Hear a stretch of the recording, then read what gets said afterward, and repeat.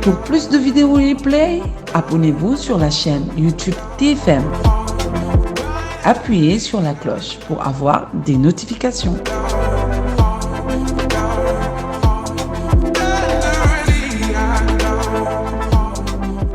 Et prenaient en charge leur famille pour des problèmes financiers, d'être contractés au niveau des banques. C'est des paysans qui ne vont plus en campagne.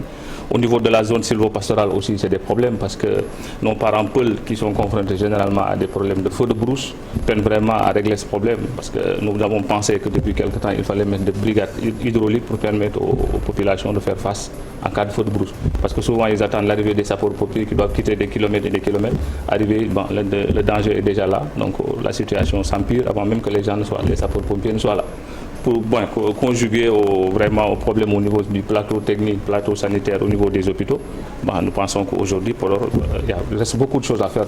Et le taux de chômage est quand même élevé à Podor. Élevé, surtout avec... Qu'est-ce qu'il explique?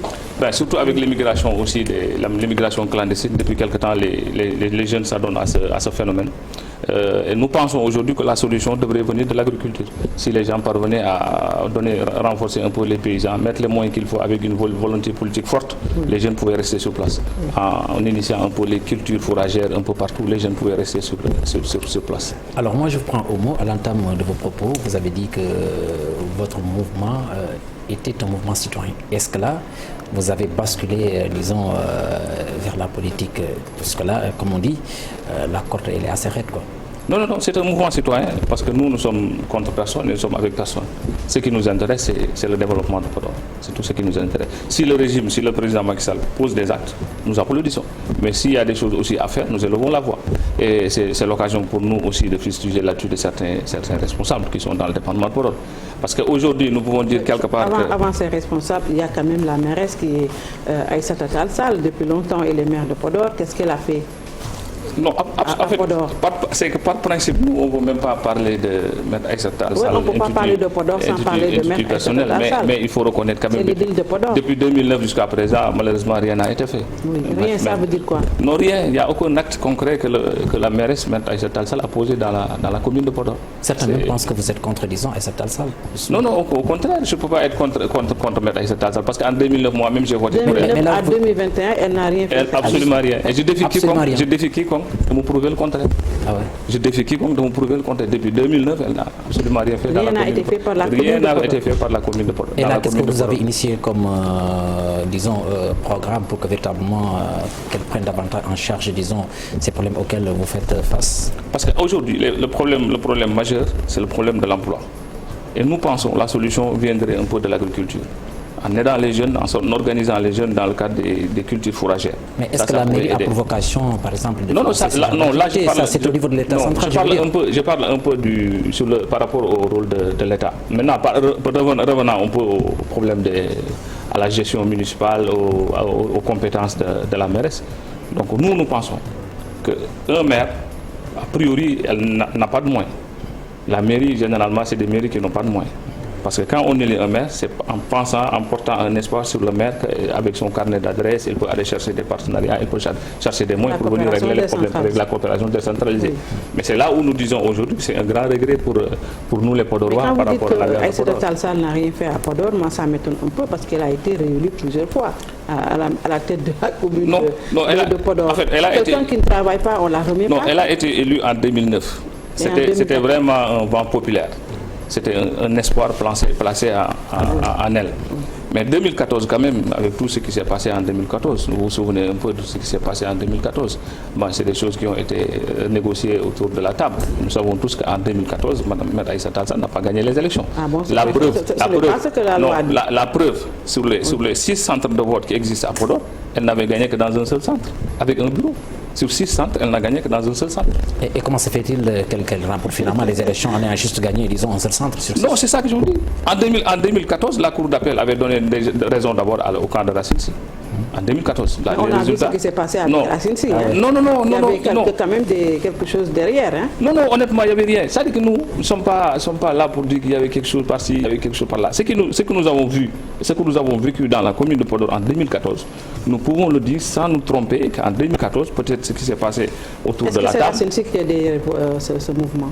Non, pourquoi? Il ne peut pas être derrière nous. Parce qu'il veut prendre la commune de... Non, ça n'a rien à voir. Oui. Aujourd'hui, nous, si nous jugeons aujourd'hui que le meilleur profil pour la commune de Podor, oui, c'est telle personne, nous allons battre campagne pour telle personne. Vous jugez que c'est Si nous jugeons que c'est le meilleur profil pour la commune de Podor, c'est telle personne, nous n'hésiterons pas à soutenir cette personne. C'est le meilleur profil? Aujourd'hui, nous ne sommes pas encore arrivés à ce stade. Oui. Au moment venu, nous allons nous déterminer. On peut facilement deviner que vous battez campagne pour Racine. Non, on ne bat pas campagne. Non, pour le moment, on ne bat campagne pour personne. Ce qui nous intéresse, Racine, il faut reconnaître qu'il est en train de faire ce qu'il est en train de faire. Qu'est-ce qu'il a fait? En tant que bonne volonté. Qu'est-ce qu'il a fait? Je prends juste un exemple. Oui. Tu n'es pas ministre, tu n'es pas PCA, tu n'es pas élu par les populations de Podor. Oui. Mais tout dernièrement, je donne juste un exemple. Tout dernièrement, quand tu permets aux populations de bénéficier de 8 à 7 maternités construites sur fonds propres, donc là, nous pouvons dire que ça, c'est des bonnes volontés qu'il faut appuyer, qu'il faut soutenir.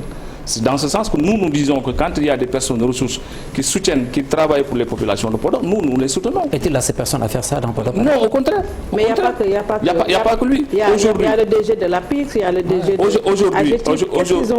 Aujourd'hui, vous allez dans la commune d'Aéré, c'est un grand regret pour les populations d'Aéré, parce que le DG de la PIX, le constat, il est là. Il n'a absolument rien fait dans la commune d'Aéré, dans le département de Podor. Et pourtant, c'est lui qui gère tous les grands travaux de l'État. Mais là, vous dénigrez tout le monde. Et non, au contraire. Non, attends. J'ai dit... Qu'est-ce que vous voulez à Racine? Non, attends, j'ai dit, pour ceux-là qui font de bonnes choses dans le département, nous appuyons ces personnes-là. Parce que c'est ça qui nous intéresse. Aujourd'hui, le ministre des Finances, oui, vraiment, il a le mérite d'être l'artisan de la matérialisation du désenclavement de l'île à Morphil. Parce que quand le président de la République a enclenché ce désenclavement, c'est lui, le ministre des Finances, qui était ministre des Infrastructures. Et là, nous saluons et nous le remercions et nous le félicitons et nous le soutenons dans ce sens. Le DG du COUD, l'ancien DG du COUD, le ministre de l'Enseignement supérieur, étant au COUD, il a fait ce qu'il pouvait faire dans le cadre du recrutement des jeunes et des jeunes au niveau du COUD. Il a fait ce qu'il pouvait faire. Oui. Il a recruté. Ça dit qu'il y a des gens qui font des efforts. Il y a comme Racine est en train de faire. Il y a Cheikh Omar qui fait ce qu'il faut faire. Mais non, ça dit que c'est pas parce que c'est pas dans une dynamique de dénigrer. Je le dis en âme et conscience. Elle a été élue maire en 2009, réélue en 2014, entre guillemets, mais aujourd'hui, le constat, il est là. Si elle avait fait quelque chose, on allait applaudir, honnêtement. Maintenant, elle est ministre des Affaires étrangères quand même. Elle est ministre des Affaires étrangères. Oui. Depuis qu'elle a été nommée ministre, on ne la voit plus. La preuve. Mais vous pensez que le ministre a pour vocation de venir développer le Podor? Non, ce n'est pas pour développer. Au moins, ça c'est du ressort de l'État central. Absolument. Mais quand on est ministre, quand même. On complète pour sa commune, sa localité. Non, justement. Oui. Quand on est ministre, quand même, on plaide pour sa localité. Oui. Il y a des discriminations positives. Oui. Autour de la table du Conseil des ministres. Oui. Il y a des projets qui devaient aller ici. En tant que ministre, tu peux vous dire, monsieur le président de la République. Encore qu'elle a des circonstances atténuantes par rapport à ça. Elle a des circonstances atténuantes. Elle vient à peine d'être nommée ministre. Non, attendons de voir. Mais moi, je parle un peu sur le plan de la gestion municipale. En tout cas, ceux-là qui sont avec Aïssatou vous traitent de politiciens encagoulés. Peut-être. Même alors que vous réclamez le mouvement citoyen. Non, les jeunes de Yanamar aujourd'hui, on les traite de politiciens encagoulés. Et tout le monde sait, c'est des jeunes citoyens qui sont engagés uniquement pour le développement du Sénégal. Vous les financez par personne? Ils sont financés par personne. Non, honnêtement, personne ne nous a financé. Ça, je le dis ici, il m'a mis droite sur le Saint-Coran. Personne. Quelles sont les activités à développer autres que l'agriculture? Non, ça dit qu'aujourd'hui, vous allez dans la zone sylvo-pastorale. Oui. Aujourd'hui, c'est des milliers de litres de lait qui sont déversés chaque jour, chaque semaine. Pourquoi? N'ayant pas des unités laitières pour pouvoir de transformation et tout ça. Si on avait mis en place tout ce mécanisme-là, beaucoup de gens qui sont dans la zone du Djeri pouvaient rester sur place. Au niveau de l'agriculture, si on aidait les gens à s'adonner aux cultures fourragères qui nous permettraient de cultiver pendant, sans et avec saison de pluie, ça aussi c'est des activités qu'il fallait faire. Et développer un peu la pêche artisanale, parce que généralement les gens ne parlent que de la pêche de Kayar, Saint-Louis, un peu partout. Mais Podor, avec toute cette côte intéressante qu'il a, on pouvait développer cette pêche artisanale. Parce qu'aujourd'hui les pêcheurs sur place, ils n'ont que leur filet, leur modeste filet et leur modeste moyen. Si on développait tout ça, ça permettrait vraiment à fixer les jeunes, à fixer les populations sur place. Ça leur éviterait l'exode vers les grandes villes, ça leur éviterait de s'adonner un peu à l'immigration clandestine. Combien de jeunes ont quitté Podor pour l'immigration? Il y en a parce qu'ils ont perdu espoir par rapport à ça. Si l'agriculture ne marche pas, je vous ai donné l'exemple de la cuvette de Ndioum, je vous ai donné l'exemple de la cuvette de Saldé, je vous ai donné l'exemple de la cuvette de Aïré, je vous ai donné l'exemple de la cuvette de Korkaïde. Tout ça, c'est des cuvettes où des gens cultivaient chaque saison et aller en campagne, même en campagne de contre-saison. Mais alors, pour manque de moyens, ils ne peuvent pas aller. Si vous pouvez être aussi tolérant pour le président de la République, pourquoi ne pas l'être avec Aïssatou Tall Sall, d'autant plus que vous dites que l'un des problèmes principaux auxquels vous avez eu à faire face, c'est le désenclavement. Le désenclavement a été réglé, mais au-delà du désenclavement, vous ne citez que des problèmes. Pourquoi donc être tolérant avec Macky Sall et ne pas l'être avec votre maire? Non, ce n'est pas question d'être tolérant. Vous savez, le problème du désenclavement de l'île à Morphil, ça date de plus de 40 ans. Tous les régimes se sont succédés, personne ne l'a réglé. Parce que ce que l'enclavement de l'île à Morphil a causé, c'est d'énormes dégâts.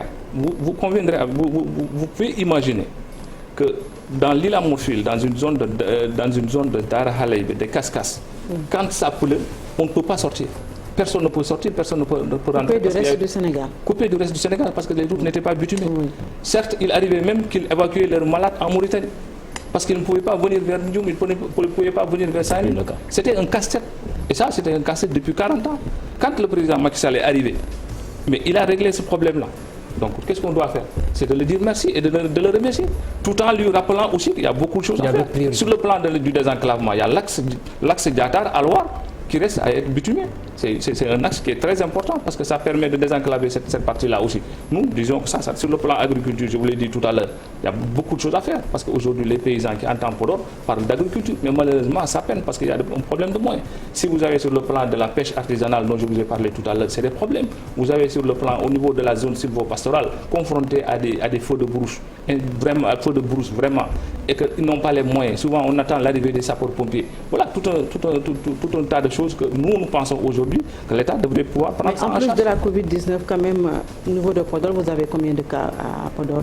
Et vous dites tantôt que les structures sanitaires sont dépourvues de tout également. Non, depuis quelque temps quand même, personnellement, moi-même je me suis renseigné. Il y a un matériel qui a été mis à la disposition du district de Podor et du centre hospitalier de Ndioum pour faire face à ça. Des centres de traitement ont été ouverts parce qu'il y a quelques mois derrière, les malades de la Covid ont été évacués jusqu'à Saint-Louis. Mais maintenant, ils peuvent être soignés sur place. Ça, c'est des lits qui ont été mis à la disposition des districts sanitaires. Maintenant, bravo aux équipes vraiment médicales, aux équipes sanitaires qui font vraiment leur travail. Mais le problème, c'est quoi? C'est aujourd'hui que c'est devenu une bataille communautaire. C'est les élus locaux, pour la plupart, qui ont déserté le terrain. On ne voit plus. Et là aussi, vous le savez mieux que tous. Ils ne sont plus là-bas, ils sont plus présents pour porter le combat, pour être au devant de la scène.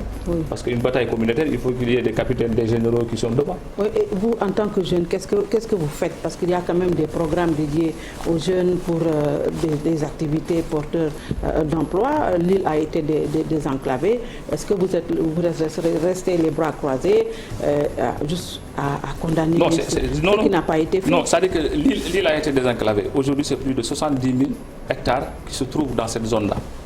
Je vous ai dit tantôt, vous prenez le projet Saldé Walla, c'est un projet qui a été financé par la BAD, malheureusement qui est tombé dans l'eau, et on ne sait pas pourquoi. C'est plus de 600 hectares, où des gens, des jeunes, des vieux vivaient de ça. Mais malheureusement, le projet est tombé dans l'eau. Mais vous, est-ce qu'en tant que mouvement citoyen, vous n'avez pas réussi aussi à faire des démarches pour voir exactement qu'en est-il, où est l'argent qui a été donc injecté dans ce secteur pour permettre davantage... Apparemment, c'est l'argent qui a été développé, mais vous savez, souvent c'est de l'argent qui sont mis entre les mains de telles personnes, qui sous-traitent ça avec d'autres personnes, et voilà, un peu partout, le matériel qui a été mis en place n'était pas un matériel adopté. C'est là où je trouve l'importance de votre mouvement. Ça n'a même pas fait l'objet d'un mois, et le matériel est retourné, donc voilà, le projet est tombé dans l'eau. Est-ce que vous devez vous taire, justement? Mais justement, c'est pourquoi nous sommes en train de le dire aujourd'hui. On le rappelle aujourd'hui, on rappelle aux gouvernants, on rappelle aux autorités en charge de cette affaire-là, au ministre de l'Agriculture, d'aller voir de plus près par rapport à cette affaire-là. Mais là, est-ce que les jeunes de Podor s'identifient au mouvement que vous portez?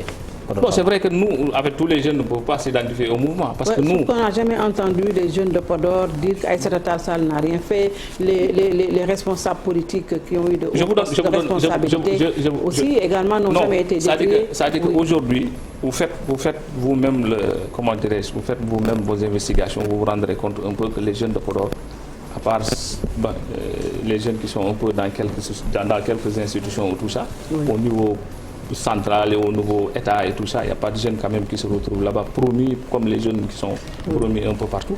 Donc là aussi c'est un constat. Mais par rapport revenant un peu à la mairesse de Podor, nous on n'a rien contre Madame Maître Aïssata Tall Sall. Notre problème, c'est qu'elle a été en 2009. Elle avait pris des engagements. Aucun engagement, à mon avis, et sur le terrain, n'a été respecté. Elle avait pris quel engagement? Beaucoup d'engagements. Je vous donne un exemple. Oui. Comment pouvez-vous imaginer qu'une mairie bénéficie du programme de l'État pour bitumer certaines routes? Tu bitumes des allées et des petites ruelles et tu laisses la plus grande avenue de Podor qui quitte l'aérodrome, où passent toutes les autorités qui sont à Podor, où passe le président de la République. Et tu refuses de bitumer cette route-là. Comment pouvez-vous imaginer se lever un beau jour, vouloir baptiser des rues et des édifices sans pour autant le faire sur la base d'un consensus? Pourquoi? C'est des détails comme ça qui font que nous pensons que c'est de construire la... Non, on ne comprend pas, c'est ça notre problème. C'est le questionnement qu'on se pose. C'est le questionnement qu'on se pose. Quels sont les engagements que Aïssata Tall Sall avait pris en tant que maire et qu'elle n'a pas respecté? Le problème de l'emploi, elle avait promis, elle, en tant que maire, c'était une feuille de route autour de 12 points qu'elle avait donnée en 2014. C'était en 2014, c'était un peu mettre en place des mécanismes pour trouver des financements aux jeunes. Aujourd'hui, aller faire le constat. Il n'y a rien. Sur le plan transport, sur le plan éducation, sur le plan sanitaire, allez voir un peu. Et je vous donne un exemple. Quand la Covid est arrivée à Podor, lors de la première vague, la municipalité a mis en place un comité municipal, en lieu et place d'un comité communal. C'était un comité municipal qui a été mis en place, où un franc n'a été injecté parce que la mairie n'avait pas d'argent. Il fallait attendre les bonnes volontés par-ci et par-là. Donc en tant que maire et en tant que mairesse, on pensait qu'aujourd'hui, quand on devait mettre en place un comité municipal pour faire face à la Covid avec les histoires de résilience et tout ça, il fallait mettre au moins minimum de l'argent. Mais jusqu'au moment où je vous parle, ils ne sont pas au courant que de l'argent a été éjecté dans ce comité-là. Et c'est idem pour les autres aussi. Vous allez à Haïré, Moutagassi, au niveau de la commune de Haïré, celui qui gère tous les grands projets de l'État, allez voir. Allez au niveau de Nyendan, le DG de l'AGETIP. Le DG de l'AGETIP, c'est pour dire un peu que le président de la République, quelque part, peut être quitte avec le département de Podor. Parce que quand tu désenclaves l'île à Morphil, tu les donnes les ressources humaines qu'il faut. On a des ministres de l'enseignement supérieur, ministre des Finances, ministre des Affaires étrangères, DG de l'APIX, DG de la SAED. Au moment où l'agriculture peine, on a des DG, des PCA un peu partout. Et c'est ça, c'est ce que nous... Est-ce qu'ils viennent de temps en temps quand même à Podor voir ce qui se passe? Non, généralement c'est des gens... La mairesse, les autres responsables? Non, généralement c'est des gens qui viennent parce qu'il y a un conseil municipal, tu viens le soir, le lendemain tu présides ton conseil municipal, l'après-midi tu t'en vas. Pour la plupart c'est comme ça. La preuve, la deuxième vague est là en train de faire des ravages, ils ne sont même pas sur le terrain. Avec autant d'autorité, disons... dans les instances de décision, vous ne parvenez toujours pas à décoller. Et là-dessus, vous arrêtez juste à condamner, à utiliser des propos juste pour condamner. Est-ce qu'il ne faudrait pas maintenant mener des actions d'envergure où tout Podor sera avec vous, avec ce mouvement, puisque vous dites Podor va mal? Donc je pense que véritablement, si vous développez, disons, si cela constitue un petit peu votre cri de guerre, je pense que véritablement tout Podor devrait s'identifier à ce mouvement citoyen. Mais là, on a l'impression que vous êtes pratiquement seul dans cette bataille et que derrière, les gens se suffisent à ce que, disons, à ce qu'ils ont pour l'instant. Non, les gens ne se suffisent pas à ce qu'ils ont. C'est-à-dire que peut-être que c'est une question comment dirais-je, de mentalité, c'est une question de comportement, c'est une question d'éducation. C'est très rare que vous entendez des jeunes de Podor crier un peu partout, aller dans les médias. Et je vous donne un exemple. Vous êtes au courant, il n'y a même pas un mois. Des jeunes sont allés en grève de la faim pour un problème d'emploi. C'était des jeunes qui s'étaient retrouvés autour du mouvement Podor Debout. Des jeunes qui ont observé une grève de la faim parce qu'ils n'avaient pas d'emploi. C'était des étudiants qui ont fini les études, qui avaient des diplômes et tout ça, ils n'avaient pas d'emploi. Et là aussi, moi, ça, je condamne certaines autorités dont je viens de citer leur nom tout à l'heure. Et c'est ça. Si toutes ces autorités était mis uniquement par l'intérêt de développer le département de Podor, on n'en serait pas là, on aurait dépassé cette situation. Est-ce qu'aujourd'hui, toutes ces autorités n'ont rien fait pour Podor, la mairesse non plus? Est-ce que votre mouvement a des ambitions quand même citoyennes, je ne dirais pas politiques, pour quand même pouvoir prendre la mairie, pourquoi pas? Non, c'est-à-dire que nous n'avons qu'une seule ambition, c'est que le Podor soit développé. Oui. Et si on arrive à un stade où il faut aller dans le sens... Vous n'avez pas un candidat pour Non, honnêtement, non, c'est-à-dire que nous n'avons pas de candidat parce qu'il n'est même pas candidat. Mais là, tout à l'heure, monsieur, vous avez annulé Racine comme un messie qui... Non, c'est-à-dire que vous n'allez pas vous mettre à dénoncer, vous avez quand même des ambitions. Je ne veux pas qu'on résume le débat autour de telle ou telle personne. Moi, je constate... Mais là, vous avez clairement indiqué que cette salle n'a rien fait, les autres font de petits efforts, et celui qui semble être au-dessus du lot, c'est Racine. Non, laissez-moi clarifier. C'est ce que vous l'avez dit. Non, j'ai dit.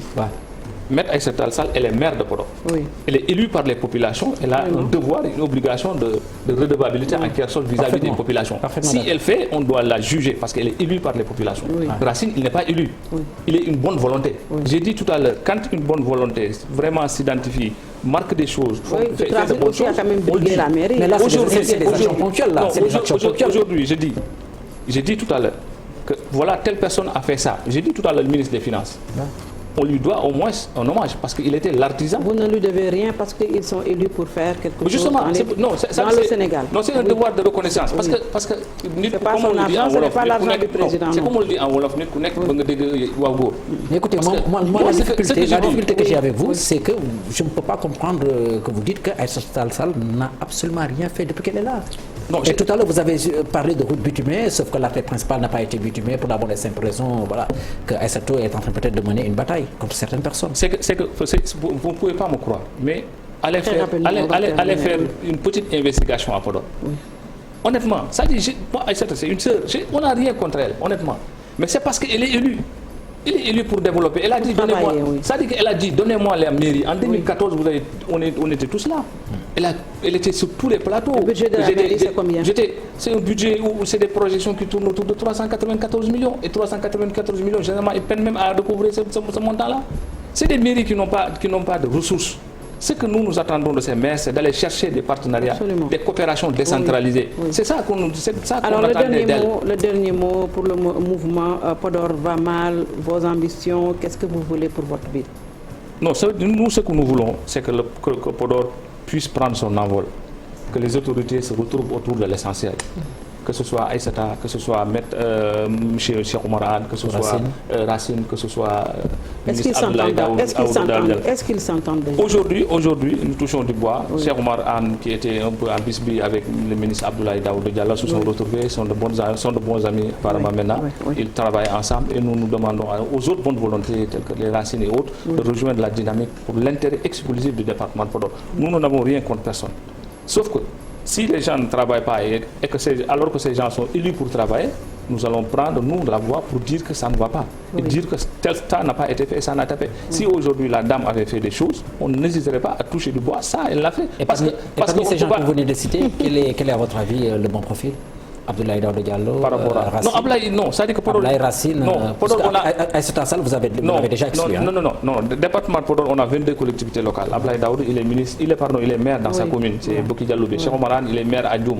El Hadj Malick, Moundaga, c'est un peu partout. Comme maire Aïssata Tall est dans la commune de Podor. En tout cas, c'est Racine qui veut la mairie de Podor. Maintenant, s'il veut, il le dira. S'il ne le veut pas, il dira. Mais je vous dis ici et je vous donne rendez-vous. Ce qui nous intéresse, pour terminer, comme vous l'avez dit, c'est que Podor aille de l'avant, que Podor prend son envol, que l'agriculture, vraiment, que les paysans se retrouvent, travaillent, que les pêcheurs puissent avoir des moyens pour pouvoir régler le problème, que l'emploi soit réglé. C'est à peu près tout ça qui nous intéresse. Maintenant, les questions de personnes, ça nous intéresse. Sauf que nous avons la responsabilité, comme le disent les autres, que quand les choses sont élues, ils ont dit aux populations, donnez-moi, je vais faire, et que tu ne travailles pas, on n'hésitera pas à jeter des pierres. Absolument. Merci beaucoup, M. Lamine Ba.